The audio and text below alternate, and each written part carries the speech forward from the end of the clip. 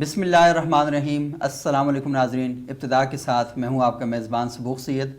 ناظرین، آپ جانتے ہیں کہ رجب شعبان کے مہینے میں ملک بھر میں دینی مدارس، ایک بہت بڑی تعداد ہے دینی مدارس کی، 40 لاکھ سے زیادہ طلبہ اور طالبات ان مدارس میں زیر تعلیم ہیں۔ ان کے امتحانات ہوتے ہیں اور جو فاضلین ہیں ان کی دستاربندی کروائی جاتی ہے۔ لوگ یہ سوال کرتے ہیں کہ دینی مدارس آخر ہیں کیا، اور ان دینی مدارس میں پڑھایا کیا جاتا ہے، اور جو کچھ پڑھایا جاتا ہے بڑے انتظام کے ساتھ پڑھایا جاتا ہے، لیکن اس کا عوام کو کیا فائدہ ہے، مارکیٹ کے ساتھ وہ کتنے کنیکٹڈ ہیں۔ تو آج یہ سوال جو آپ کے ذہنوں میں ہے اور کئی اور لوگوں کے ذہنوں میں ہے، یہ سوال ہم ان لوگوں کے سامنے رکھیں گے جو دینی مدارس میں پڑھ رہے ہیں، دینی مدارس میں پڑھا رہے ہیں۔ تو ہمارے ساتھ موجود ہیں میر اشتیاق احمد صاحب، اور یہ مفتی ہیں، اور آج انہوں نے ماشاءاللہ جبہ اور دستار پہنی ہوئی ہے، اور ان کی جو درس نظامی ہے اس کی آج دستار بندی ہوئی ہے۔ تو بہت شکریہ میر اشتیاق صاحب، اور آپ کو بہت بہت مبارک ہو۔ یہ بتائیے گا کہ کیا فائدہ فیل کر رہے ہیں آپ درس نظامی کی ڈگری حاصل کر کے؟ بسم اللہ الرحمن الرحیم۔ شکریہ صبوغ سید صاحب۔ گزارش یہ ہے کہ ہمارے جامعہ اسلام آباد کا پروگرام جس کو آپ نے کور بھی کیا، اور بہت اچھا پی ٹی وی نے بھی اس کو اچھے ایک قسم کی حوصلہ افزائی کی۔ ہمارا تخصص فی الفقہ، درس نظامی کے کورس کے بعد تخصص فی الفقہ یعنی اسپیشلائزیشن ان اسلامک جورسپروڈنس۔ اچھا، یہ جو درس نظامی ہے یہ 8 سال کا جی، اس کے بعد 2 سالہ کورس ہے تنظیم المدارس کا ڈیزائن کردہ۔ اس 2 سالہ ہمارا کورس ورک ہے، اس کے بعد ریسرچ ورک ہوتا ہے۔ اچھا، اور تھیسس جس طریقے سے M Phil P H D میں ہوتا ہے، جی جی، اس طرح تھیسس بھی ہوتا ہے اور اس کا ڈیفینس بھی ہوتا ہے۔ اچھا، تو تنظیم المدارس باقی مدرسہ بورڈ کے مقابلے میں تخصص کے معاملے میں بہت سخت ہے۔ یعنی اس کے انٹری ٹیسٹ سے لے کر، ہم نے پی ایچ ڈی کے بھی انٹری ٹیسٹ دیکھے یونیورسٹیز میں، چونکہ میں پی ایچ ڈی کا بھی تھیسس پہ ہوں، تو ایم فل کے بھی دیکھے، لیکن ان سے کہیں سخت جو ہے اس کا تخصص فی الفقہ کا جو انٹری ٹیسٹ ہوتا ہے وہ ہے۔ اور یہ میرا چونکہ 2022 میں بلکہ 21 میں کمپلیٹ ہو گیا تھا، لیکن پچھلے سال کی جو کنوکیشن تھا اس میں شریک نہ ہو سکا، تو میرا کنوکیشن اس مرتبہ ہوا ہے اور میں اس میں شامل ہوا ہوں۔ آپ کا شکریہ، آپ نے مبارکباد دی۔ اصل میں دینی مدارس کا جو سلیبس ہے اس کے اندر اس میں کوئی شک نہیں کہ بڑی ریڈیکل قسم کی چینجز کی ضرورت ہے، لیکن بہت سارے مدارس ایسے ہیں جنہوں نے اپنے تئیں مدرسہ بورڈ سے ہٹ کے کر دی ہیں۔ اس میں ہمارے پاس جامعہ کراچی کی مثال ہے، بیرا شریف کی مثال ہے، جامعہ منہاج یونیورسٹی کی مثال ہے، اور جامعہ اسلام آباد کی بھی ایک ابھی تازہ مثال ہے کہ انہوں نے اپنے سلیبس کو جو 350 سال سے چلا رہا تھا اس کے اندر دور حاضر کے مطابق تبدیلیاں کر کے اسے جدید دور کے ساتھ ہم آہنگ کیا۔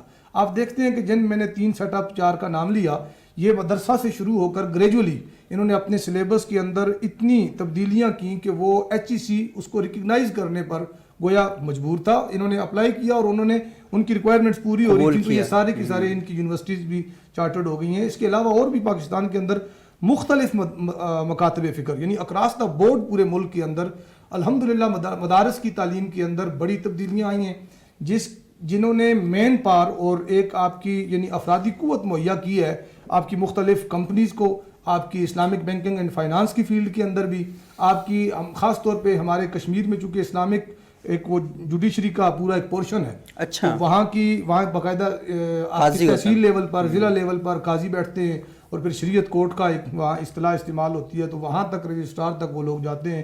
اکثریت کے ساتھ انہی اداروں کے فارغ التحصیل لوگ وہاں خدمات سر انجام دے رہے ہیں۔ دیگر مختلف اداروں کے اندر، آپ کے کالجز یونیورسٹیز کے اندر جو یعنی مدارس یا اسلامک یونیورسٹی جن کہلاتی ہیں، ان کے علاوہ بھی مختلف یونیورسٹیز کے اندر یہ خدمات سر انجام دے رہے ہیں۔ اور میں سمجھتا ہوں یہ اتنا بڑا ایک جہاد ہے۔ سر، آپ یونیورسٹیز کی فیسز سے آپ بھی آگاہ ہیں، میں بھی آگاہ ہوں، ہم گزرے ہیں اس مرحلے سے، اور آج کل تو اسکول کی فیسیں افورڈیبل نہیں ہیں تو کالج یونیورسٹی تو بہت دور ہے۔ آج کے اس مہنگے ترین دور کے اندر بھی مدارس فری آف کاسٹ نہ صرف تعلیم دے رہے ہیں بلکہ معیاری تعلیم دے رہے ہیں۔ میرا یہ دعویٰ ہے، اور کئی سالوں سے میں مختلف فورمز پہ یہ بات کر چکا ہوں کہ آپ کسی بھی یونیورسٹی کا ماسٹرز آپ لے آئیں اسلامک سٹڈیز کا، اور ہمارے درس نظامی کا 4 5ویں درجے کا یعنی عالیہ کے قریب پہنچنے والے یہ عالیہ سال اول کے بچے کو بٹھا دیں، ان کو کوئی مقابلہ نہیں۔ اس کے اوپر انویسٹمنٹ کتنی ہو رہی ہے؟ لاکھوں کروڑوں، مطلب ایک کلاس کے اوپر انویسٹمنٹ ہے اینول، اور یہ فری آف کاسٹ پڑھ رہے ہیں، رہائش فری ہے، کھانا فری ہے، ٹیوشن ان کی کوچنگ فری ہے۔ یہ ساری کی ساری چیزیں، یعنی میں سمجھتا ہوں دینی مدارس کا آپ نے حوالہ دیا 40 لاکھ لوگوں کا، ملک کے اندر ایک بہت بڑے پورشن کو نہ صرف یہ کہ یہ لٹریسی ریٹ انکریز کیا جا رہا ہے، پڑھے لکھے لوگ تیار کیے جا رہے ہیں، بلکہ اسکالرز اس قوم کو مہیا کیے جا رہے ہیں اور بغیر کسی گورنمنٹ کی سرپرستی کے۔ صحیح، اور اس لیے کہا بھی جاتا ہے کہ دینی مدارس میں وہ ایک طرح سے بہت بڑی این جی او کا رول جو ہے وہ پلے کر رہی ہیں۔ اچھا ڈاکٹر صاحب، مفتی صاحب، ہمارے سامنے جب دینی مدارس کے حوالے سے بات چیت کی جاتی ہے تو بنیادی طور پر 3 باتیں کی جاتی ہیں۔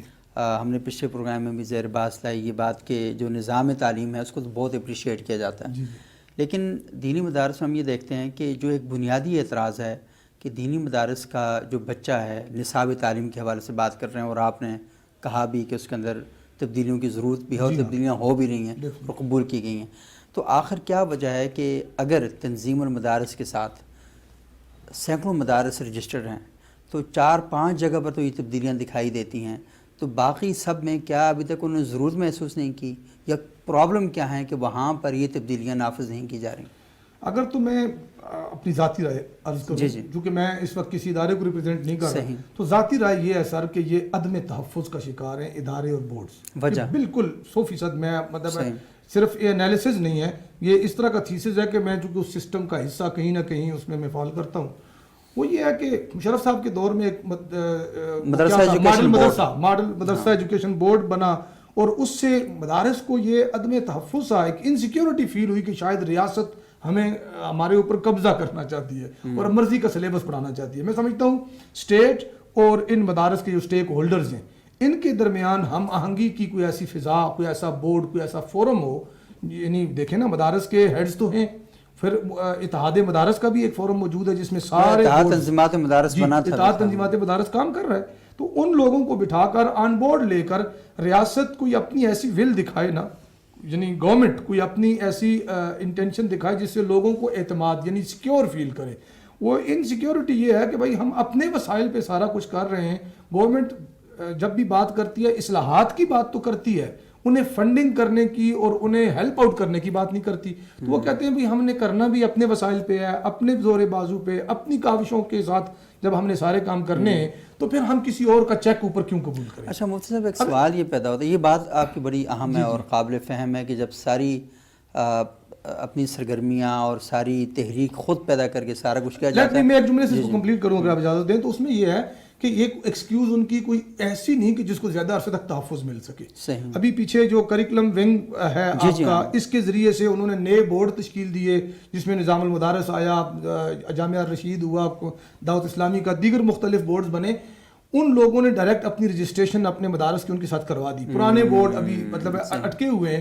تو میرے خیال میں جو بھی ہمارے مقتدر ادارے ہیں اور کچھ شخصیات اور کچھ ونگز ایسے بنائے گئے ہیں جو اس کو کنٹرول کر رہے ہیں، اس میں کہیں نہ کہیں کچھ ایسی چیزیں سرگرمیاں ہیں جو تشویش کا باعث ہیں، انہیں دور کر کے لوگوں کا اعتماد بحال کریں۔ مدارس والوں کی بھی یہ ایکسکیوز زیادہ عرصے نہیں چلنے والی کہ جی ہمیں کوئی قبضہ کر لے گا اور ہم خود کرتے ہیں، نہیں، ریاست بہرحال ریاست ہے، اس کی ریٹ ہر جگہ پہ ہونی چاہیے۔ ان کو ریاست اور گورنمنٹ کو ان کو اعتماد اور تحفظ کا یقین دلانا چاہیے، انہیں ان کے ساتھ تعاون کرتے ہوئے اپنے مدارس کو قومی دائرے میں بہرحال لانا چاہیے، ضرورت ہے۔ اچھا مصعب، یہ بڑی اہم بات آپ نے کی، کیونکہ بات وہی ہے کہ ریاست کی سرپرستی میں ہی چیزیں چلتی ہیں، لیکن اعتراض یہ بھی ہے کہ ریاست کے جو اپنے تعلیمی ادارے ہیں وہاں پر ہم دیکھتے ہیں کہ تعلیمی نظام اس طریقے سے کام نہیں کر رہا، اور بلکہ اسلامیہ یونیورسٹی بہاولپور پہلے یہ ایک مدرسہ تھا، اس مدرسے کو جب ریاست کی سرپرستی حاصل ہوئی تو وہ اپنی شناخت بھی کھو بیٹھا، اور وہاں پر ابھی جو طرح طرح کی خبریں آنا شروع ہوئی، بڑے پرابلم پیدا ہوئے۔ میرا سوال اصل میں یہ ہے کہ گورنمنٹ، ریاست ایک مطالبہ کرتی ہے جس کی وجہ سے وہ کنٹرول بھی حاصل کرنا چاہتی ہے، وہ مطالبہ اس کا یہ ہے کہ آپ نصاب تعلیم اتنا ایسا بنائیں کہ وہ جو عصر حاضر کے تقاضوں سے ہم آہنگ ہو۔ تو مجھے بتائیں کہ اس مطالبے میں خرابی کہاں پر ہے، کہ کیا مدرسے کے بچے کا یہ حق نہیں ہے کہ وہ جب درس نظامی سے فارغ ہو تو دیگر جس طرح بچوں کو جابز کے لیے پریشانی کا سامنا نہیں کرنا پڑتا، اس بچے کو بھی جابز پریشانی کا سامنا نہ کرنا پڑے؟ بالکل بڑا ریلیونٹ اور بہت بنیادی سوال ہے، اللہ آپ کو اس کا اجر دے، چونکہ ایسی بات قوم تک پہنچنی چاہیے۔ میرے مطابق اور حقائق بھی یہی ہیں کہ گورنمنٹ یہ مطالبہ تو کرتی ہے کہ آپ یہ والا اسٹینڈرڈ دیں، اس کے لیے پالیسی کوئی نہیں دیتی. صحیح. میں نے چونکہ ایجوکیشن کا بھی ماسٹرز کیا ہوا ہے تو میں نے ایجوکیشنل پالیسیز کا حال اس ملک کے اندر جو پیش کی گئی 5 سالہ، وہ پتہ نہیں 10 اس وقت تھی جب ہم نے ماسٹرز کیا تھا ایجوکیشن کا، کسی ایک جو ہماری نیشنل ایجوکیشن پالیسی ہے کسی ایک پر بھی عمل نہیں ہو سکا. ان کے اوپر کروڑوں اربوں خرچ ہوتے ہیں. تو ریاست کیسے توقع کرتی ہے کہ بغیر کسی گائیڈنس کے، یہ پالیسی نہیں دے رہی لیکن اچھا پالیسی کوئی نہیں ہے، روڈ میپ بھی کوئی نہیں ہے نا سر، کوئی لائن آف ایکشن ہوتی ہے. لیکن وہ یہ کہہ رہے ہیں کہ ہم نے جو مدرسہ ایجوکیشن بورڈ بنایا تھا بنیادی طور پر یہ پالیسی ہی تھی. اچھا اس میں آپ کو عرض کروں نا کہ جو چیزیں وہ چاہ رہے تھے اس وقت کے جو چیف ایگزیکٹو تھے، یہ کہ ان کا بھی کہنا یہی تھا جو آپ کا سوال ہے تقریباً، کہ بھائی مدرسے کے اندر سے بھی بینکرز نکلنے چاہیے، وہاں سے بھی اکانومسٹ نکلنے چاہیے. بہت سارے ادارے جن کا میں نے مثال 2-3 کی میں نے مثالیں دی. اس وقت درجنوں ایسے مدارس ہیں جو مروجہ یعنی عصری تعلیم بھی ان کو ماڈرن ایجوکیشن پوری دے رہے ہیں. کمپیوٹر لیبز بنی ہوئی ہیں، ان کے ہاں مختلف لیبارٹریز ہیں، سارا کچھ چل رہا ہے. لیکن اس کے ساتھ ساتھ ایک چیز کی جو میں سمجھتا ہوں ضرورت ہے وہ یہ ہے کہ گورنمنٹ کو اپنی اپنی ایک وہ جو آتی ہے نا سنسیئرٹی دکھانی پڑے گی، اور کسی جگہ پہ بیٹھ کے مربوط اس کے لیے پلاننگ کرتے ہوئے. اب مدارس کے اندر انہوں نے نصاب کے اندر تو رکھی ہوئی ہے میٹرک تک ایجوکیشن لازمی ہے. اس کے بعد کیا ہوتا ہے آپ کی جو عالیہ یعنی ہمارا آپ کی گریجویشن کے لیول کی جو ڈگری ہے وہ عالیہ کی ڈگری کو بی اے کے مساوی HEC قرار دیتی ہے، معادلہ اس کی ایک ایکویلنٹ سرٹیفکیٹ تو جاری کرتی ہے. لیکن جہاں بی اے ایجوکیشن ریکوائرڈ ہے اس جگہ پہ وہ اپلائی تب کر سکتا ہے کہ کسی یونیورسٹی میں جا کے بی اے صرف انگریزی کا یا گریجویشن لیول کی انگریزی کا امتحان پاس کرے. اس طرح کی کچھ چیزیں ایسی ہیں نا جس کی وجہ سے مدارس والوں کو ایک قسم کی خواہ مخواہ کی پریکٹس سے گزارا جاتا ہے. تو میں سمجھتا ہوں ریاست ایک پالیسی بنائے، باؤنڈ کرے، اور مدارس کے جو سٹیک ہولڈرز ہیں 5-7 لوگ بنتے ہیں صرف، انہیں بٹھا کر کہے جی کہ آپ کو یہ انسینٹیوز ملیں گے، یہ آپ کے طلباء کو دیکھیں. جن اداروں نے اس چیز کو ماڈرن ٹائم کے چیلنجز کو محسوس کیا انہوں نے خود سے اپنے آپ کو پیش کر دیا. جن تک ابھی یہ بات نہیں پہنچی، شعور کا بھی کمی ہے، وہ یہی سمجھ رہے ہیں کہ ہمارے مدارس کہیں قبضہ نہ ہو جائے. تو انہیں فری ہینڈ دیں، بھائی ٹھیک ہے آپ اپنے وسائل میں کر رہے ہیں، ہماری طرف سے صرف یہ ایک سٹینڈرڈ ہے، اس کو آپ اچیو کر لیں تو آپ کو پورے آپ کے بچوں کا مستقبل سیکیور ہو جائے گا.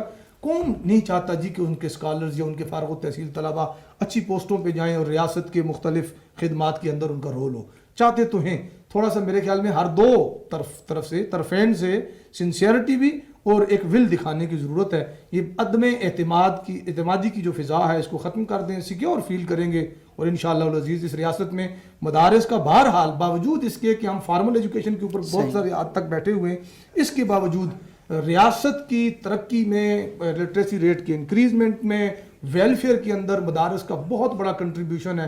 اگر کوئی امپارشل ہو کر اس کا نہیں، اس میں تو کوئی شک کی بات نہیں ہے کہ کیونکہ بہت بڑا رول ہے اور بہت سے ادارے ہیں پاکستان کے اندر جو ویلفیئر کا کام کر رہے ہیں، اور پاکستانی قوم کا ایک بہت بڑا کنٹریبیوشن ہے کہ جو معاشرے کی سطح پر اتنی مہنگائی اور پریشانیوں کے باوجود مدارس کو بھی، ویلفیئر کے اداروں کو بھی سپورٹ کر رہے ہیں. تو بہت بڑی بات ہے. اپنے اولاد بھی دیتے ہیں اور اپنا پیسہ بھی دیتے ہیں اور ان کے ذریعے چل رہے ہیں. اور یہ سب سے بڑی بات یہ ہے کہ جہاں پر کروڑوں اربوں روپے خرچ ہو رہے ہیں وہاں سے وہ رزلٹ نہیں نکل رہا، اور جہاں پر بہت قلیل جو ان کی آمدنی ہے لیکن اس کے باوجود بہت اچھا رزلٹ وہاں پہ دے رہے ہیں. لیکن اشتیاق صاحب، ایک سوال یہاں پر ایک اور بھی پیدا ہوتا ہے، اور جو معترضین ہیں وہ یہ سوال بھی کرتے ہیں کہ جتنے بھی مدارس ہیں تو یہ اصل میں ہیں تو دینی تعلیم دیتے ہیں، لیکن ان کا یہ اعتراض ہے کہ دینی تعلیم سے زیادہ ان کی شناخت مسلکی ہے اور فرقہ وارانہ ہے، اور یہ فرقہ وارانہ تعلیم دیتے ہیں جس کے نتیجے میں جو باہمی ارتباط ہے وہ نہیں ہو پاتا، ہم آہنگی قائم نہیں ہوتی. اور جب یہ تعلیم دے دیتے ہیں اس کے نتیجے میں خاص ذہن تیار ہو کر معاشرے کے اندر آ جاتا ہے، تو پھر اس کے لیے الگ سے ایک اہتمام کیا جاتا ہے، قومی ہم آہنگی کانفرنس، بین المسالک ہم آہنگی کے بارے میں ورکشاپ شروع ہو جاتی ہیں. یعنی پہلے سارا کام خراب کیا جاتا ہے، پھر اس کو ٹھیک کرنے کے الگ سے ایک وقت لگایا جاتا ہے. تو آپ اسے کیسے دیکھتے ہیں؟ میں اس میں ایک ایگزامپل دینا چاہوں گا، چونکہ اس کو ہماری پچھلی گورنمنٹ نے بھی ٹیک اپ کیا. جو ہمارے ونگز بنے ایجوکیشنل ٹریننگ کے اور فارمل ایجوکیشن سے ہٹ کے وہ ایک ماڈرن ایجوکیشن کے، انہوں نے بھی اس سسٹم کو نہ صرف اسٹڈی کیا بلکہ اپنے نیشنل جو کریکولم ونگ تھا اس کے اوپر بورڈ کے اوپر رکھا، اور انہوں نے اکثر چیزیں اس سے اٹھائی. نظام المدارس ایک نیا بورڈ بنا ہے منہاج یونیورسٹی کے تحت. صحیح. انہوں نے مطلب یہ دہشت گردی کے خلاف نصاب, اس کے بعد بین المسالک ہم آہنگی کو بطور نصاب, دہشت گردی کے اس کے کیا کہتے ہیں انسداد کے لیے. یہ تو علامہ طاہر القادری صاحب کا بڑا شاندار فتویٰ بھی ہے. شیخ الاسلام ڈاکٹر طاہر القادری صاحب نے 25 کتابیں اس کے اوپر لکھی ہیں صرف نصاب کو. اور شفقت محمود صاحب جب آپ کے منسٹر تھے وہ کئی میٹنگز ہوئی ہیں, تو آفیشیل ریکارڈ پہ سارا کچھ موجود ہے. اس کو انہوں نے ٹیک اپ کیا اور مختلف مدارس کو وہ دکھائیں. اچھا یہ کتابیں باہر کی یونیورسٹیوں میں الازہر میں شامل ہیں کہیں, اور سعودیہ کی بھی ایک آدھ کسی یونیورسٹی میں اس سلیبس کو لیا گیا. اچھا. میں سمجھتا ہوں سر سلیبس, کاوشیں, کوششیں, کراچی میں آپ دیکھیں جسٹس تقی عثمانی صاحب کی بہت ساری اس سائٹ پہ, خاص طور پر اسلامک بینکنگ اینڈ فائنانس کے حوالے سے دیگر ادارے ہیں, نصاب بھی ہے, کتابیں بھی ہیں. میں سمجھتا ہوں یہاں قانون سازی کی کمی ہے. ایک جگہ میں اکثر ایک مثال دیتا ہوں کہ ایک مسجد ہے, آپ اس مسجد کا سب سے پہلے سٹیٹس طے کرتے ہیں کہ یہ کس مسلک کی ہے, اور اس سٹیٹس کو طے کرنے میں عالم دین کا قصور سر نہیں ہے, کسی مسلک کا قصور نہیں ہے, اس کے اندر ریاست کا قصور ہے. ادارے جو کیسے ہیں, آپ نے ایک ادارہ رکھا ہوا ہے مساجد کی رجسٹریشن کے لیے جس کا اوقاف نام ہے, اس کے اندر 4 خانے آپ نے بنا رکھے ہیں, یہ مسجد فلاں فرقے کی, فلاں فرقے کی, فلاں کی اور فلاں کی. میں نام نہیں لیتا, 4 فرقوں کے نام, 5واں خانہ کوئی نہیں ہے کہ اسلام کے نام پہ بھی کوئی مسجد رجسٹرڈ ہو. قانون سازی ہو, سختی سے نمٹا جائے, اس میں کوئی دیکھیں فتنہ قتل سے بھی سخت. وہ آپ یہ والی بات کر رہے ہیں, لیکن مجھے یہاں اسلام آباد میں ایک ایسی مسجد قائم ہوئی تو جن صاحب نے وہ مسجد بنائی تو انہیں سب سے بڑا پرابلم یہی پیش آ رہا تھا کہ اسلام آباد کا جو ادارہ ہے وفاقی ادارہ ترقیات حکومت, تو اس نے ان سے کہا کہ آپ کا کس فرقے سے تعلق ہے. اس نے کہا میں مسلمان ہوں, میرا کوئی فرقہ نہیں. انہوں نے کہا نہیں فرقہ بتاؤ گے تب رجسٹر ہوگی. فرقے کا خانہ بنا ہوا ہے. صحیح. تو میرے خیال میں قانون سازی کر کے سر سختی. اچھا ویسے مجھے بتائیں کیا یہ اتنا آسان کام ہے کہ حکومت اگر یہ کہے کہ ہم قانون سازی کرتے ہیں, آئندہ کوئی مسجد کوئی مدرسہ فرقے کے نام پر نہیں ہوگا, تو علماء مان لیں گے اس بات کو؟ علماء کیوں نہیں مانیں گے؟ دیکھیں نا, ریٹ اگر سیاست کی چیلنج ہوگی تو بالکل ریاست اپنی ریٹ کو یقینی بنائے. میں عرض کروں آپ کو, چونکہ یہ افراتفری کا باعث بن رہا ہے, یہ تفرقہ اور فساد کا باعث بن رہا ہے, اور فساد فی الارض کی کوئی گنجائش نہ اسلام میں ہے نہ ریاست پاکستان کے آئین اور قانون کے اندر ہے.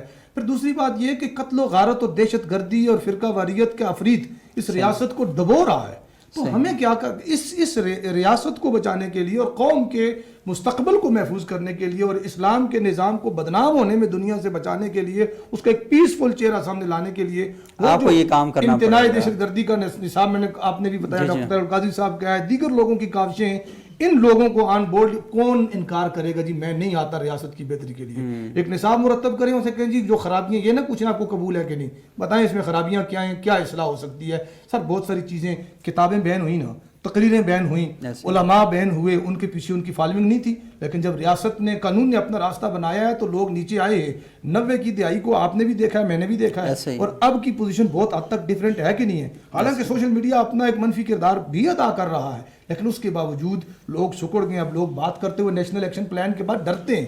اس طرح کے بولڈ سٹیپ اگر ریاست لے اور اپنی ریٹ کو یقینی بنائے تو کوئی وجہ نہیں ہے کہ فرقہ واریت کا عفریت بھی جو ہے کنٹرول کیا جا سکتا ہے. یہ بہت ہی اہم بات کی. میرا حل نیشنل ایکشن پلان کے بعد اب نیشنل اٹریکشن پلان بنانا چاہیے. بالکل. ایک جملہ اس میں سر یہ کہ بہرحال اختلاف رائے ہونا یہ کوئی بری بات نہیں ہے, اس کی گنجائش موجود ہے, لیکن فرقہ واریت اصل میں ہمارے ہاں اختلاف کا مطلب ہی مخالفت ہے, سمجھتے نہیں ہے, کیونکہ ہمارے ہاں تربیت ہی نہیں ہے مکالمہ کیسے کرنا ہے, بات چیت کیسے کرنی ہے, کسی کا نقطہ نظر کیسے سمجھنا ہے, اور پرکھنے کے طور طریقے کیا ہونے چاہیے. ماحول نہیں ہے, وہ ایسا نہیں ہے. اچھا میں آخر میں مختصراً آپ سے جاننا چاہوں گا کہ یہ جو آپ نے تخصص فی الفقہ کیا تو سبجیکٹ آپ کا کیا تھا اور یہ کیسے کروایا جاتا ہے مدارس میں؟ دیکھیں تخصص فی الفقہ اس میں اسپیشلائزیشن 3-4 قسم کی ہے. تخصص فی الحدیث ہے, تخصص فی التفسیر ہے, اس کے لغت کے اندر لحو صرف کے بھی تخصص ہوتے ہیں. ہمارا تخصص فی الفقہ بنیادی طور پر مفتی کورس ہے جس کو عام افہام میں مفتی کہتے ہیں. یہ تقریباً یہ ایک طرح سے مدارس میں پی ایچ ڈی ہوتی ہے, یہ ایم فل لیول کا تقریباً کورس بن جاتا ہے. بعض اوقات اگر سارے تخصص کر لیں تو وہ اس لیول پر بن جائے گا. فقہ کے اندر خاص طور پر جو افتاء ہے کہ کیسے فتویٰ دینا ہے, اس کے اصول کیا ہیں, اس کے لیے کرائیٹیریا کیا ہے, مفتی کے لیے فتویٰ دینے کے لیے کیا کیا قواعد, کیا کیا ضابطے ایسے ہیں جو آپ کو ذہن میں رکھ کے فتویٰ دینا پڑتا ہے. پہلے یہ کورس ورک ہے, اس کے بعد وہ تھیسس ہے, اور اس کے بعد آپ کا ڈیفنس بھی ہے. لیکن اس کے بعد جو سب سے ضروری چیز ہوتی ہے وہ پریکٹس ہے, جو آپ کا وہ آپ کے یہاں کیا ہوتا ہے, مروجہ ایک لفظ استعمال ہوتا ہے جو اپنی ڈگری کرنے کے بعد مختلف اسکالرز جا کے تو وہ ایک جس طرح ہاؤس جاب ڈاکٹر کرتے ہیں نا، باقی لوگ نقشہ جو ہوتا ہے نہیں مختلف جگہوں پہ جا کے ایکسپیریمنٹل طور پر کچھ عرصہ وہ جاب صحیح، ہاں وہ انٹرنشپ وغیرہ کرتے ہیں، انٹرنشپ کی طرح ڈاکٹر جو کرتے ہیں ہاؤس جاب کرتے ہیں، جی ہاؤس جاب جس طرح ڈاکٹر کرتے ہیں، تو فتویٰ نویسی کسی صاحب افتاء مفتی کے ساتھ رہ کر کچھ عرصہ اس فتویٰ لکھنے کی پریکٹس ہوتی ہے. اچھا ایسے تو ہر بندہ مطلب فتویٰ دے رہا ہوتا ہے جس نے کچھ نہیں بھی پڑھا، لیکن اصل جس کو افتاء کا منصب حاصل ہوتا ہے وہ ہے کہ جو کم از کم اجتہاد کے کسی 5ویں 6 درجے کے اوپر فال کرتا ہو. اور مطلب یہ مفتی نہیں بن جاتا، بڑا اس میں کام کرنا پڑتا ہے اور بڑی محنت کرنی پڑتی ہے. ناظرین آپ نے گفتگو سنی مفتی میر اشتیاق صاحب کی، اور بہت ہی زبردست طریقے سے انہوں نے بتایا کہ کیا کیا مسائل ہیں. اور میرا خیال یہ ہے کہ معاشرے میں محاذ بنائے بغیر ایک دوسرے کے ساتھ بات چیت کا آغاز کریں، ایک دوسرے کو قبول کریں. ہزار باتیں آپ کی بھی بری ہو سکتی ہیں، میری بھی بری ہو سکتی ہیں، لیکن ہم نے بات چیت کرنی ہے. جتنی بھی لڑائی لڑ رہے ہیں، جتنے بھی گروہ بنا لیں، جتنے بھی دھڑے بنا لیں، جتھے بنا لیں، آخر آپ کو بات چیت پر آنا پڑے گا. اور بات چیت کرنے کا اصول یہ ہے کہ خالی ذہن ہو کر دوسرے بندے کے پاس بیٹھ کر اس کا نقطہ نظر جانیں. شاید آپ کے علم میں بھی اضافہ ہو، آپ کی معلومات میں بھی اضافہ ہو اور مسئلے کا حل بھی نکل سکے. تو آہستہ آہستہ باتیں کریں، آرام آرام سے بات کریں اور ٹھنڈے دل اور دماغ سے بات سوچنے کی کوشش کریں، تو اللہ تعالیٰ مسائل کے حل نکال دے گا. چھوٹا سا وقفہ لیتے ہیں، وقفے کے بعد دوبارہ آپ کی خدمت میں حاضر ہوں گے تو سلسلہ کلام کو مزید جو اسکالرز ہیں ان کے ساتھ آگے بڑھائیں گے.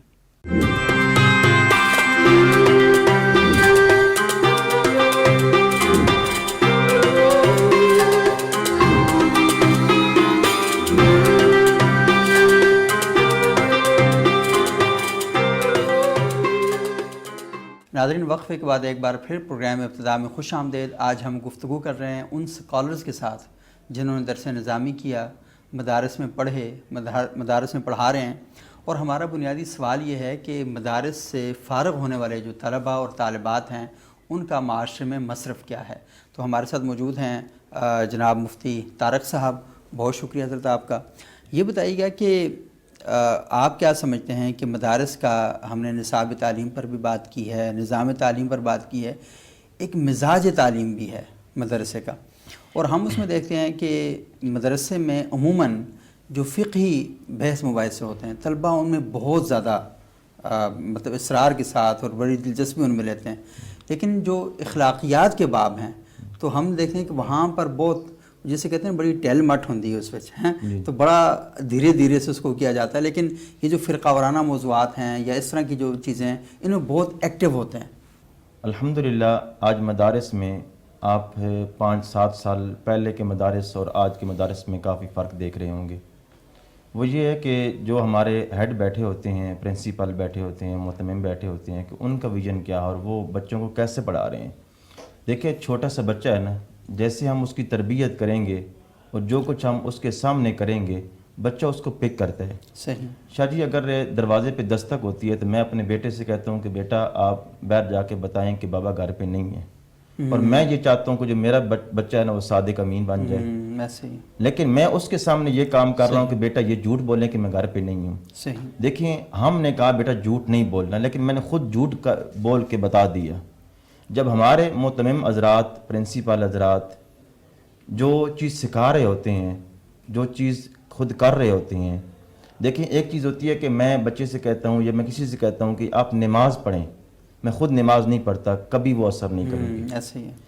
اور اگر آپ کے اداروں کے جو معتمم حضرات ہیں، پرنسپل حضرات ہیں، اور ان کا ویژن یہ ہے کہ ہم نے معاشرے میں جا کے سب کو لے کے چلنا ہے، نہ کہ ہم نے 4 فٹ کی مسجد بنا کے الگ بیٹھ جانا ہے. اگر ان کا ویژن یہ ہے تو ہمارا جو بچہ ہمارے پاس پڑھ کے جا رہا ہے تو وہ بھی اسی طرف ہی جائے گا. صحیح. جو مرضی کوشش کر رہے ہیں میں کر لوں، آپ کر لیں، آپ ہر روز پروگرام کرتے رہیں، پروگرام کے اندر کہتے رہیں، لیکن وہ میسج وہ نہیں جا سکتا اور لوگ پک بھی نہیں کرتے. چونکہ ایک چیز ذہن کے اندر ذہن سازی کر دی گئی ہے. جو مدارس کے اندر ذہن سازی کی جا رہی ہوتی ہے اس کو دیکھنا چاہیے کہ ذہن سازی کیا کی جا رہی ہے. کہ ہم نے جا کے یہ تو نہیں کہنا کہ فلاں کے ساتھ نہیں بیٹھنا، فلاں کے ساتھ سلام نہیں کرنا، فلاں کی مسجد میں نماز نہیں پڑھنی.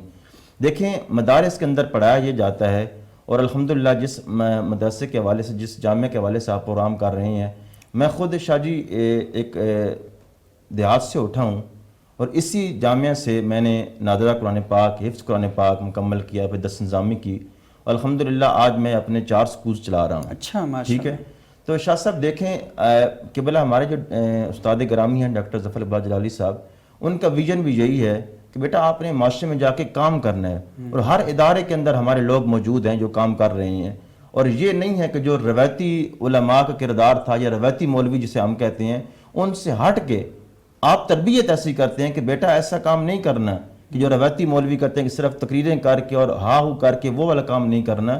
آپ نے خود لوگوں کے سامنے جا کے بتانا ہے کہ ہمارا اپنا کردار ان کے سامنے رکھنا ہے. دیکھیں جب آقا کریم صلی اللہ علیہ وسلم کی ذات گرامی جب سرکار کے پاس کفار مکہ آئے نا، تو کملی والے آقا نے اپنا کردار ان کے سامنے رکھا کہ میں تو آپ کے سامنے رہا ہوں، میں نے پوری زندگی آپ کے سامنے گزاری، تو اب میرا کردار بتائیں. صحیح. ٹھیک ہے. جب ہمارا کردار معاشرے کے اندر یہ ہوگا، اور جس طرح آپ نے سوال کیا کہ یہ دیکھیں ہم مدرسے سے جاتے ہیں نا، تو مدرسے سے فارغ التحصیل ہونے والے، فاضل ہونے والے، پھر اگر وہی جا کے بات کرتے ہیں، فرقہ وارانہ بات کرتے ہیں، فساد کی بات کرتے ہیں، تو پھر مجھے بتائیں کہ اس مدارس نے پڑھایا کیا ہے. چونکہ شاہ صاحب بالکل آپ کی بات 100% میں آپ کے ساتھ اتفاق کرتا ہوں کہ ایسے کیا جاتا ہے، اور بہت سارے مدارس کے اندر چیزیں پڑھائی جاتی ہیں اور یہی سکھایا جاتا ہے. بس ایک دائرہ بن گیا کہ آپ نے اس سے باہر نہیں نکلنا، آپ نے کچھ پڑھنا نہیں ہے، آپ نے کسی اور کی بک نہیں پڑھنی، فلاں کی بک نہیں پڑھنی. آپ ان کو کہیں کہ بیٹا آپ مطالعہ کریں، آپ پڑھیں، ریسرچ کریں. سر جب ہم شاہ جی ایک دائرے تک محدود کر دیں گے نا لوگوں کو اور اپنے آنے والی نسل کو، تو پھر وہ کیسے اس کو پتہ چلے گا کہ ٹھیک کیا ہے اور میں جو پڑھ کے آیا ہوں وہ کیا تھا. لیکن ہماری مسٹیک یہ ہے، جو ہمارے محتمم حضرات ہیں، یہ جو ادارے چلا رہے ہیں، وہ یہ ویژن دیں کہ بیٹا یہ نہیں ہے کہ صرف ہم ٹھیک باقی سارے غلط. صحیح. یہ جس طرح پہلے آپ یہ گفتگو کر رہے تھے، میں گفتگو سن رہا تھا کہ ہم نے صرف ان کو یہ بتایا کہ یہ جو مسلک یا یہ جو فرقہ ہے، یہ مذہب، یہ بس ٹھیک ہے، باقی سارے غلط ہیں. ایسا نہیں ہوتا کبھی بھی. اور بالکل ان کو یہ آپ تربیت یہ دیں کہ بیٹا آپ معاشرے میں جا کے یہ کام کریں، اور کام یہ کریں کہ جس طرف اپنے اس مسلک کے حوالے سے کام نہ کریں. آپ نے دیکھیں جس مسلک کا کوئی مرکز ہوتا ہے نا، وہاں لکھا ہوتا ہے مرکز فلاں، مرکز فلاں، اور بعض کا تو یہ بھی لکھا ہوتا ہے کہ یہاں پر اس طرح کے لوگوں کا داخل ہونا منع ہے. شاہ جی مجھے بتائیں یار، کم از کم کہیں یہ بھی لکھا ہوتا ہے مرکز اسلام. یہ اسلام کا مرکز ہے. ہم نے تو لکھ دیا یہ مرکز سلفی ہے، یہ مرکز اہل تشیع، یہ مرکز اہل سنت، لکھے ہوتے ہیں، ہم دیکھتے ہیں لکھا ہوتا ہے. لیکن کاش ہم نے یہ لکھا ہوتا ہے مرکز اسلام، یہ اسلام کا مرکز ہے. ہم نے مرکز اسلام کیوں نہیں بنایا؟ ہم نے اپنا مرکز کیوں بنا لیا ہے؟ یہی تو ہم چاہتے ہیں کہ یونیورسٹیز کے اندر جا کے لوگ، جب ہمارے علماء یہاں سے فارغ التحصیل ہو کر یونیورسٹی کے اندر جاتے ہیں، پھر وہ کہتے ہیں واقعی معاشرے کے اندر جا کے کام اور کرنا ہے تو کام ایسے نہیں چلے گا. جو پہلے دور شاہ جی وہ گزر چکا ہے، وہ دور اب نہیں رہا کہ آپ ٹپیکل مولوی بن کے، روایتی مولوی بن کے آپ کام کریں گے، صرف آپ کو 2 تقریریں کرنی آ گئی ہیں تو آپ نے کام کر لیں گے. نہیں، اگر اب معاشرے میں کام کرنا ہے تو وہ کام کریں کہ جس کو ضرورت ہے. دیکھیں آج سوشل میڈیا کا دور ہے، ہر بندہ، اور ہو سکتا ہے کہ آج کل ہمارا نوجوان جو باقی علماء سے بھی زیادہ وہ مطالعہ رکھتا ہے. صحیح. مطالعہ اس کا زیادہ ہوتا ہے اور ہر چیز سمجھتا ہے. آپ بعض اوقات یہ ہوتا ہے کہ ہمارے ہاں بات کی جا رہی ہوتی ہے اور نوجوان سوال کر لیتے ہیں، حضرت جو آپ نے یہ بات کی ہے، یہ بات آپ نے غلط کی ہے. صحیح، ایسے ہی ہے، بالکل ایسے کی ہے. تو وہ یہ چیز ہے کہ ہم نے صرف ان کو ایک محدود کر دی ہے. ہم نے ان کو کہا کہ اس سے باہر نہیں نکلنا. جب اس سے باہر نکل کے وہ گفتگو کرتے ہیں، سرچ کرتے ہیں، سوچتے ہیں، تو پھر الحمدللہ وہ اس طرف آتے ہیں اور پھر وہ معاشرے کا جو اپنا کردار معاشرے کے سامنے رکھتے ہیں. اچھا، یہ بڑی اہم بات آپ نے کی مفتی صاحب کہ طلبہ کے ذہنوں کو اب نہ یرغمال بنایا جا سکتا ہے اور نہ ہی محدود رکھا جا سکتا ہے. اور اگر ان کو یرغمال بنائیں گے، محدود رکھیں گے، تو ایک خاص مدت تک ہی آپ یہ کام کر سکتے ہیں، اس سے زیادہ آپ نہیں کر سکتے. تو یہ جو یرغمال بنانے والے ہیں، اصل میں یہ خود بھی تو یرغمال ہے نا. یہ جو محدود ذہن اختیار کرنے والے ہیں یا اس کو آگے پروموٹ کرنے والے ہیں، یہ خود بھی ہیں. تو آپ نہیں سمجھتے کہ ایک بڑے لیول پر ڈائلاگ ہونا چاہیے، بات چیت ہونی چاہیے، لوگ آپس میں بیٹھیں، مکالمہ کریں، اور یہ جو پرابلم ہے چھوٹے موٹے جس کی وجہ سے اعتراض ہوتا ہے پاکستان کے اندر جو مذہبی طبقہ ہے اس پر، اور اصل میں مذہبی طبقے پر جب اعتراض ہوتا ہے تو معاشرے کے اندر کی دیکھیں نا، کسی ڈاکٹر پر اعتراض ہوگا تو لوگ دوسری ڈاکٹر کے پاس چلے جاتے ہیں. لیکن جب مدرسے پر اور مذہبی شخصیت پر اعتراض ہوتا ہے تو لوگ پھر وہاں پر ایک سوال پیدا ہوتا ہے، وہ کیونکہ ڈاکٹر دوائی دیتا ہے, دوا ایک سے نہ ٹھیک ہو دوسری طرف سے, لیکن یہ جو ہے نا یہ تو اصل میں دعائے رسالت معاب دیتا ہے. تو لوگ جب یہ کہیں کہ یہاں سے ہی بندے کو روحانی سکون نہیں مل رہا, اطمینان نہیں مل رہا, یا جو شخص دین کا حلیہ اور دین کا لبادہ اوڑے ہے اگر اسے ہی زندگی میں چیزیں بہتر نہیں ہو رہی, تو وہ کہیں نہ کہیں ایک ڈسکنیکٹ پیدا ہوتا ہے. اور وہ ڈسکنیکٹ معاشرے میں ہم دیکھ رہے ہیں کہ الحاد کی طرف اور لوگوں کو دین سے دوری کی طرف اور دین بیزاری کی طرف لے کر چلتا ہے. تو کیا یہ احساس پایا جاتا ہے, مطلب آپ جیسے نوجوان علماء تو ماشاءاللہ پایا جا رہا ہے, لیکن ہمارے وہ طبقے جو صبح و شام ایک خاص ماحول کے اندر رہتے ہیں ان کے اندر یہ احساس پایا جاتا ہے؟ جی میں عرض کر رہا تھا کہ جب ہم اپنے مدارس اور مساجد سے باہر نکلتے ہیں نا تو پھر ہمیں یہ بات ہمیں معلوم ہوتی ہے کہ واقعی یہ چیزیں کرنی چاہیے اور لوگ کر رہے ہیں. اب جو معاشرے میں نکل رہے ہیں, اگر مسجد تک یا مدارس تک جو لوگ محدود ہیں نا وہ پھر ان چیزوں کی طرف نہیں آ سکتے اور نہ وہ آ رہے ہیں. جنہوں نے اپنے آپ کو صرف مساجد اور مدارس تک محدود کر لیا ہے, جو مساجد اور مدارس سے باہر نکل کر اداروں کے اندر جا کے کام کر رہے ہیں, یونیورسٹیز کے اندر کام کر رہے ہیں, کالج کے اندر کام کر رہے ہیں, وہ اس چیز پہ آ گئے ہیں کہ واقعی جو چیزیں پہلے روایتی علماء تھے اور ٹپیکل مولوی تھے وہ والا کام اب رہا نہیں ہے. اب ہم خود مطالعہ کریں گے, خود پڑھیں گے, سرچ کریں گے تو پھر آگے کام چل سکتا ہے. اب وہ کام تو رہا نہیں ہے جس طرح آپ نے پہلے یہ فرمایا ہے. دیکھیں یہ چیزیں اس لیے ہو رہی ہیں کہ ہم نے ہمارا جو ویژن ہمیں جو دیا گیا ہے نا وہ ویژن ایسے دیا ہی نہیں گیا ہے. صحیح. ہمارے مدارس کے اندر جو لوگ بیٹھے ہوئے ہیں یعنی پرنسپل ہیں یا محتمم حضرات ہیں, ان کا کام یہ بنتا ہے کہ ذہن سازی کی جائے. جو ہماری نوجوان نسل آ رہی ہے تو ان کو بتایا جائے کہ بیٹا صرف آپ نے یہ 8 سال درس نظامی پڑھنے کے بعد فارغ التحصیل ہونے کے بعد آپ بالکل فارغ نہیں ہو گئے کہ آپ بس اب چلے جائیں اپنا کام کریں. ان کی ذہن سازی یہ کی جائے کہ بیٹا آپ یہاں سے پڑھنے کے بعد تخصص فی الفقہ یعنی مفتی کورس کرنا ہے, آپ نے مفتی کورس کرنے کے بعد اپنے ایم فل کرنا ہے, ایم فل کرنے کے بعد پی ایچ ڈی کرنا ہے. جب یہ ساری چیزیں ہماری ذہن سازی کی جائے گی کہ بیٹا آپ نے صرف یہاں تک محدود نہیں رہنا بلکہ یونیورسٹی لیول تک جانا ہے, پی ایچ ڈی کرنی ہے, تو جب وہ یونیورسٹی لیول پہ جاتے ہیں تو پھر جو ہم یونیورسٹی کے اندر پڑھ کے آتے ہیں تو پھر وہ یہ سمجھ لیتے ہیں کہ واقعی جو چیز ہمیں بتائی جا رہی تھی ایسی ہی ہے. ناظرین اس وقت ہمارے ساتھ موجود ہیں حضرت علامہ مولانا مفتی زاہد عبدالشاہد صاحب, اور یہ ایک تنظیم بھی چلاتے ہیں جس کا نام ہے عشاق العربیہ, اور کراچی سے فارغ ہیں, گلگت بلتستان سے تعلق ہے, اور بین الاقوامی اسلامی یونیورسٹی اسلام آباد میں یہاں پر اپنی ذمہ داریاں سر انجام دے رہے ہیں. بہت شکریہ علامہ صاحب. یہ بتائیے گا کہ دینی مدارس میں جو درس نظامی کروایا جاتا ہے تو اکثر لوگ اس بات کی شکایت کرتے ہیں کہ وہاں جو نصاب پڑھایا جاتا ہے وہ مارکیٹ کے ساتھ کنیکٹڈ نہیں ہوتا, یعنی مارکیٹ کی ضروریات یا مارکیٹ کے جو تقاضے ہیں انہیں پورا نہیں کرتا. تو بتائیے گا کیا یہ موقف درست ہے, اور اگر درست نہیں ہے تو اس کی مثال کیا ہے؟ ایک دو مثال خود ہیں آپ, اور کیا مثالیں ہو سکتی ہیں؟ شکریہ جناب برادر صبوخ سعید صاحب, بہت اہم سوال کیا ہے آپ نے, اور یہ سوال اپنی جگہ درست بھی ہے, لیکن ساتھ ساتھ میں آپ کو یہ بتا دوں کہ اکثر مدارس میں اس وقت اولا ثانیہ کا آپ کو معلوم ہے درس نظامی کا ایک سلسلہ ہے, اس سے پہلے ہم 1 یا 2 سال کا تمہیدی اور متقدم کے نام سے کورس دیکھتے ہیں, جس میں باقاعدہ جو اس وقت سعودی عرب اور خلیجی ممالک مصر وغیرہ کے اندر جو نصاب اس وقت عربی زبان کا ہے, لغیر الناطقین بها العربی بین یدیک, العربی للناشئین, اور اس طرح جو دیگر نصاب اس وقت جو رائج ہیں وہ نصاب میں داخل ہیں. لہٰذا ہم یہ نہیں کہہ سکتے ہیں کہ مارکیٹ سے بالکل جو ہے ہم منقطع ہیں. تو لیکن اپنی جگہ درست ہے کہ اس میں مزید بہتری لانے کی ضرورت ہے, اساتذہ کو ٹرین کرنے کی ضرورت ہے, اور جو جدید وسائل ہیں ان سے مستفید ہوتے ہوئے عربی سکھانے کی ضرورت ہے. صحیح. اچھا زاہد صاحب, ہم یہ دیکھتے ہیں کہ ہمارے جو عصری تعلیمی ادارے ہیں وہاں پر بچوں کو انگریزی زبان پڑھائی جاتی ہے, لیکن وہ بچے انگریزی میں بات نہیں کر سکتے, اور مدارس میں عربی زبان میں درس و تدریس کا کام ہوتا ہے, لیکن وہاں پر وہ بچے عربی زبان نہیں بول سکتے. تو یہ پرابلم اصل میں کیا ہے؟ دیکھیں جی, عربی زبان جو ہر زبان کی جو 4 مہارات ہوتی ہیں, صحیح, 4 جو سکلز ہیں جس میں اسپیکنگ اور جو لسننگ ہے, ریڈنگ ہے, رائٹنگ ہے. صحیح. تو اس میں جو جس چیز پر فوکس کرے گا وہ وہی بولے گا.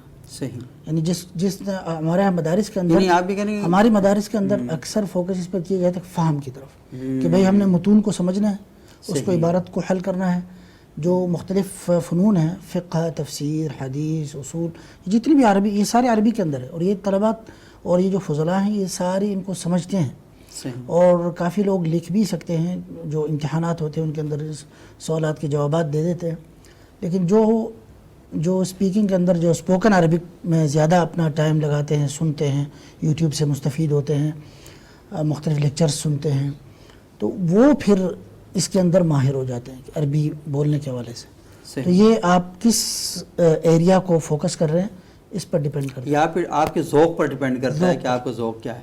تو اصل میں یہی ایک بنیادی سوال ہے کہ آپ کیا سمجھتے ہیں کہ کیا مدارس کے اندر مختلف زبانیں سکھانے کے لیے، کیونکہ مدارس کے جو بچے وہاں تعلیم حاصل کرتے ہیں ان کا ایک مقصد تو تبلیغ بھی ہے، اور تبلیغ آپ نے کس سے کرنی ہے؟ ان لوگوں کو کرنی ہے کہ جو آپ کی زبان سے ناآشنا ہیں، آپ کے کلچر سے ناآشنا ہیں، اور آپ کے دین سے ناآشنا ہیں. تو لازمی ہے اگر آپ ان کی زبان نہیں سیکھیں گے تو عربی زبان تو اس لیے آپ سیکھتے ہیں کہ آپ اس جو متن ہے اس کو سمجھ سکیں. انگریزی سیکھنا یا باقی زبانیں سیکھنا اس لیے ضروری ہے کہ آپ اس کی تبلیغ کر سکیں. تو اس کا اصرار اور اہتمام کیوں نہیں ہے مدارس میں؟ دیکھیں جی، کافی جو بڑے مدارس ہیں کراچی کے اندر، لاہور کے اندر، اور مختلف وفاقات کے اندر، چاہے وہ وفاق المدارس ہو اور مجمع العلوم الاسلامیہ ہو، تنظیمات مدارس ہو، رابطۃ المدارس ہو، ہاں یہ جو سارے ہیں، میں نے دیکھا ہے اکثر بڑے مدارس کے اندر ان لوگوں نے کافی عرصے سے اس انگلش زبان کا اچھا کے کورسز باقاعدہ، خاص طور پر ہم نے کراچی کے اندر بہت مدارس کے اندر جامعۃ الرشید ہو گیا، اسی طرح دیگر مدارس کے اندر باقاعدہ ایک ڈپارٹمنٹ الگ سے موجود ہے کہ وہ جہاں پر یہ سکھاتے ہیں. خاص طور پر فضلاء کرام کو، اور اس کے علاوہ بھی مختلف اوقات کے اندر جیسے حفاظ کا ایک سلسلہ شروع ہوا، حفاظ عربک، حفاظ انگلش. اچھا، تو مختلف مدارس کے اندر یہ ڈپارٹمنٹس موجود حفاظ ہیں. انگلش کیا ہوتا ہے؟ حفاظ انگلش اور حفاظ عربک یہ ایک مستقل سسٹم ہے جس کے اندر جو ہے جو بچے مڈل وغیرہ کر لیتے ہیں یا میٹرک کر لیتے ہیں اور حافظ بھی ہوتے ہیں، تو ان کو ایک سال کے اندر یا تو عربک مکمل زبان، اس میں اور کچھ نہیں سیکھیں گے، وہ عربک سیکھیں گے، اور ایک اور سیکشن ہے حفاظ انگلش جس میں حفاظ ہوں، مڈل انہوں نے کم از کم کیا ہو، تو ان کو انگلش زبان پورے ایک سال کے اندر، چنانچہ وہ اس کے بعد پھر آگے اپنی تعلیم بھی جاری رکھتے ہیں اور ان کو انگلش بولنے فر بول لیتے اور ہیں. انگلش عربی بولنے میں کوئی خاص طور پر جو اس 12-13 سال کی عمر کے جو بچے ہوتے ہیں، 14، وہ جلدی ان کے اندر صلاحیت ہوتی ہے کہ وہ جلدی سیکھ جاتے ہیں. بہت بہت شکریہ زاہد عبدالشاہد صاحب. ناظرین، آپ نے گفتگو سنی، اور یہ دیکھیں کہ بچوں کو زبانوں سے آشنا کرنا، اسے مارکیٹ کے تقاضوں سے ہم آہنگ کرنا، تاکہ وہ اچھا انسان بھی بنے، اور اچھا انسان بننے کے ساتھ ساتھ اپنے خاندان کے لیے، معاشرے کے لیے معاشی طور پر کسی بوجھ کا سبب نہ بنے. تو دونوں چیزوں سے اسے آگاہ رکھنا اور اس کی صلاحیتوں کو پروموٹ کرنا، اسے فروغ دینے کے لیے ان دونوں چیزوں کا ہونا بہت زیادہ ضروری ہے. سب سے اولا اعلیٰ ہمارا نبی، سب سے بالا اعلیٰ ہمارا نبی، اپنے مولا کا پیارا ہمارا نبی، دونوں عالم کا دولا ہمارا نبی، دونوں عالم کا دولا ہمارا نبی، خلق سے اولیاء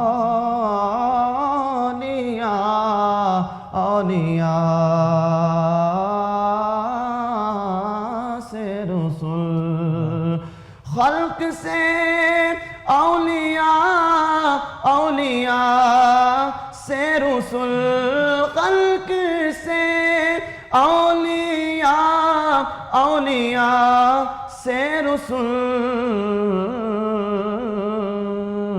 اور رسولوں سے اعلیٰ ہمارا نبی، اور رسولوں سے اعلیٰ ہمارا نبی. سے اولا ہمارا نبی. کیا خبر کتنے تارے کھلے چھپ گئے.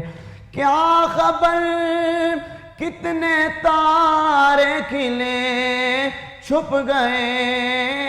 کیا خبر کتنے تارے کھلے چھپ گئے.